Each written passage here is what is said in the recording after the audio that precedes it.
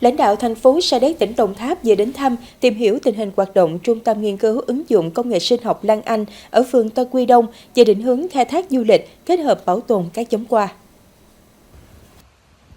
Với hơn 20 năm hình thành và phát triển, Trung tâm Nghiên cứu ứng dụng công nghệ sinh học Lan Anh có diện tích 7 hectare với những trang thiết bị phòng thí nghiệm, nhiều sản phẩm nông nghiệp sạch và khuôn viên thích hợp để khai thác du lịch theo hướng xây dựng các homestay nghỉ dưỡng yên bình, xanh mát, trải nghiệm du lịch nông nghiệp sạch, văn hóa miền Tây, ẩm thực địa phương kết hợp với phát triển, tiêu thụ những sản phẩm địa phương. Việc khai thác du lịch hiệu quả sẽ tạo điều kiện thuận lợi để ứng dụng khoa học công nghệ vào sưu tầm, bảo tồn, lưu trữ nguồn gen và sự đa dạng sinh học của các loại cây trồng nói chung và hoa kiển tại làng hoa Sa Đéc nói riêng.